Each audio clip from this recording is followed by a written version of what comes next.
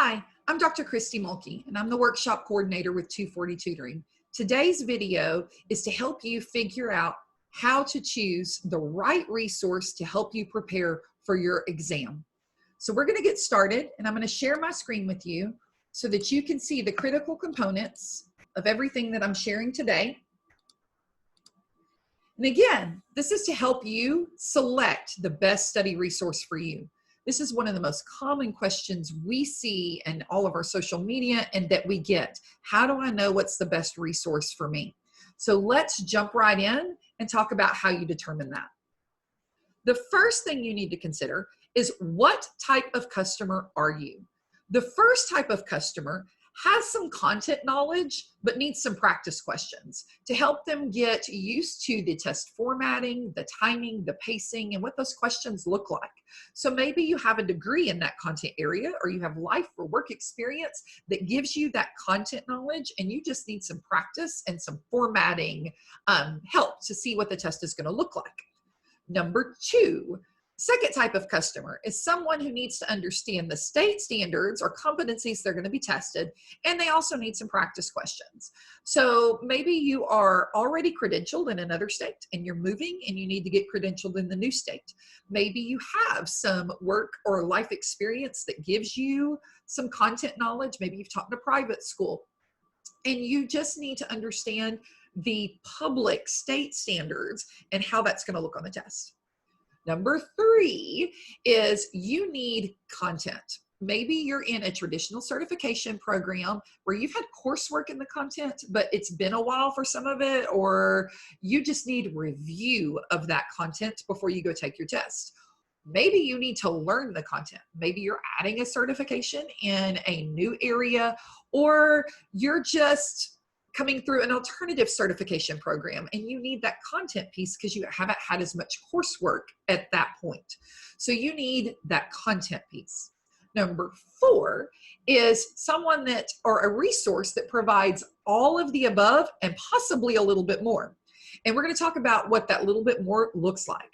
Now, this should drive your decision. Now, I want to caution, sometimes you don't know what you need till you get started studying. So we're going to talk about that as we progress.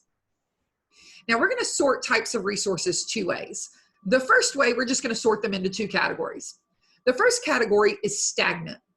This means it is typically a paper copy, something printed, or it's a PDF file. It's something that is stagnant. It doesn't change after you purchase it. So this is great for people who like paper copies or hard copies of things, because even if it's a PDF file, you can print it. But there are some cons to this as well. It can lead to additional purchases. For instance, if the state or the licensing agency makes changes to the requirements of your testing, then that document isn't going to reflect those changes. It's just what you had at the time of purchase. So then you may be forced to go buy an updated or a revised or later version to see those changes reflected. Also, if there are errors found by the publisher, they can't correct those in the print copy that you already have. Now, the second type of resource we have in this sorting is a living resource.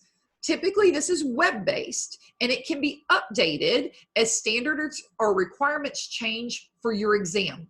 Also, errors can be corrected. This document is living, and it can be constantly changed to meet the needs of the customer. So there's no need for additional or later purchases if something changes. Now we're going to sort our resources again. So we put them all back in the pile, and this time we're going to sort them into four categories. These can be living or stagnant depending on what you purchase. So this first category is a resource that provides practice questions and tests only. There are lots of resources out there that do exactly this. Now, this is a resource that will have questions. Now, I want to give a caution. A lot of customers think those questions are going to be on my test. No, there is no resource out there that's going to have the exact questions or even very, very similar questions in their study materials that are also going to be on your test. Guys, hear me clearly. It does not help you to memorize questions and answers. Those questions are designed to help you with several things: format, pacing, timing, and to help you figure out what content you may need to study and what content you already know. But they are not giving you the actual questions. So that's the first category. Second is a resource that provides a blueprint. Now, what I mean by blueprint is an outline of what the test looks like and its structure. Standards and competencies, however your state phrases those, and again, practice questions and tests. So these are a lot of the books that you buy on Amazon, or a lot of even web-based resources will have these things: blueprint, standards, competencies, and that first category of practice questions and tests. Number three, provide that blueprint, those practice questions and tests, and they provide content or instructional material. Now, that instructional material can look a variety of ways, and we'll talk about that in a minute, but that content is there. So if you see a question and you don't understand that content, there's that piece there to teach you that content. Now, number four, provides all of the above plus a few other things in customer support. And we'll talk about what those can look like in just a minute. Now, what type fits you? And a lot of you may be thinking, well, this is pretty obvious, Dr. Mulkey. If I am this type of customer, I need this. I am this type of customer, I need this. I'm this type of customer, I need this. And I'm this type of customer, I need this. Yes, that's accurate. That is accurate. But I want to give you a key thing to think about. Key thing to think about. If you start taking practice questions or you start reading standards and you're like, ooh, there's some content in there I'm not familiar with. If you've already purchased number four, that'll serve you.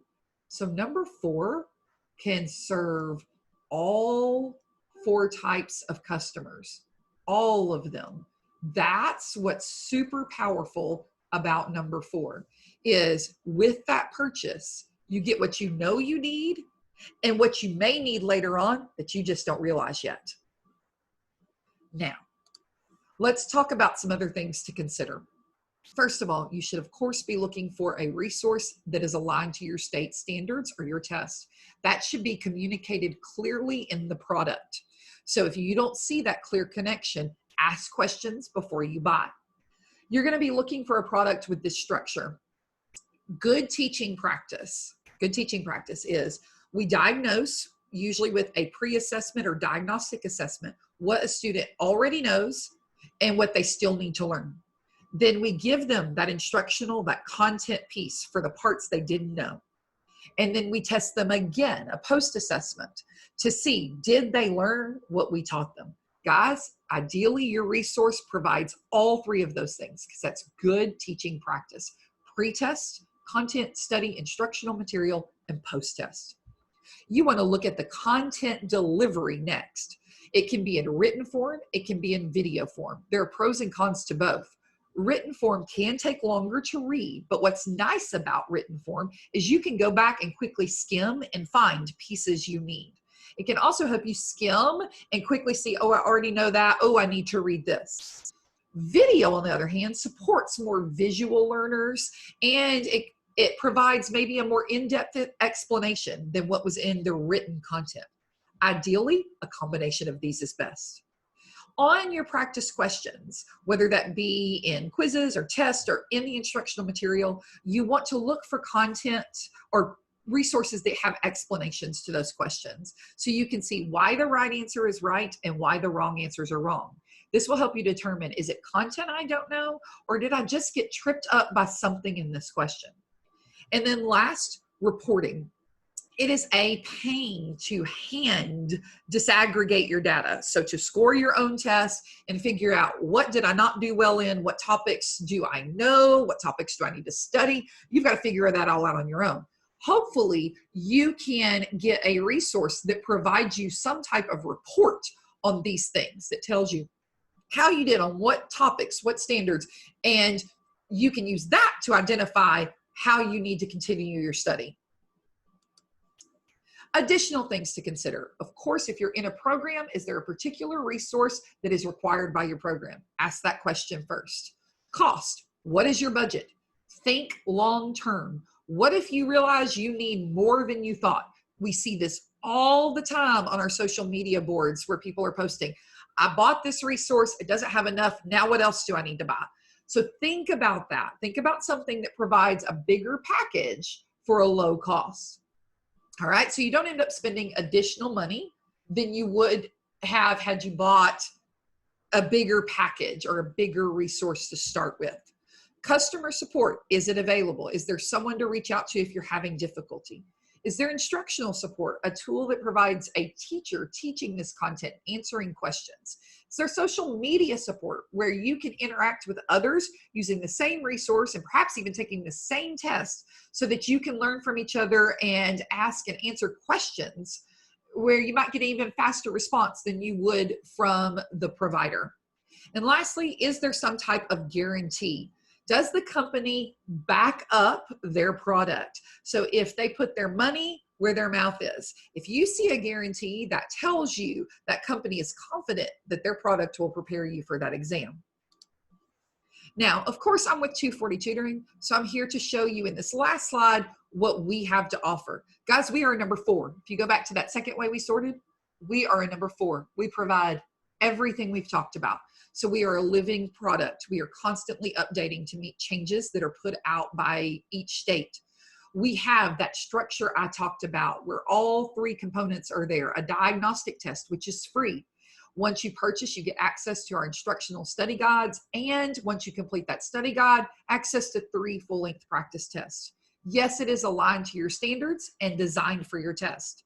240 Tutoring also provides content, that instructional piece, in written form and now in video form. We have some videos already live and more are coming. So the combination of those 2 things helps you build stamina for reading and also gives you that visual support if you're that type of learner. We have quizzes for each content topic. So in addition to these tests you see up here, we have quizzes for each content topic. This is wonderful because you get those explanations to see, do I just not know this content or was this question tricky? And if I didn't know the content, it's right there in that topic. I can go right back to that topic and study again. We also have flashcards. So if there are some terms you're coming across that you don't know, or there's some key terms you need to know, you can use those flashcards to help build that vocabulary for you. We have social media group pages where you can connect with other people in the same circumstances as you. We have social media support in the form of instruction, strategy, and informational pieces. So you'll see things about how to effectively cram, some tips for interviewing, overviews of your test, and even content-specific social media posts. We have customer support through email and messaging, and probably 2 of the best features down here at the bottom. With your purchase, you get access to multiple study guides. So once you start paying that monthly subscription of $39.99, we will give you access to every study guide we offer. If you only need 1 study guide or 5, that total cost remains the same. So this is great if you're having to prepare for multiple exams. You don't have to purchase multiple books or multiple web-based tools. You get access to all of ours for that one low cost. Full package at a low cost. And we have a guarantee. So our guarantee is if a user scores 90% or better on our practice test, now you have to complete the study guide, the instructional material first. Once you complete that and you take that test and you make a 90% or higher, if you go and fail your real exam, you are eligible for a money-back refund for up to 2 months of your subscription. So that is discussed in more in depth in our terms of use. So if you want to check that out for full details.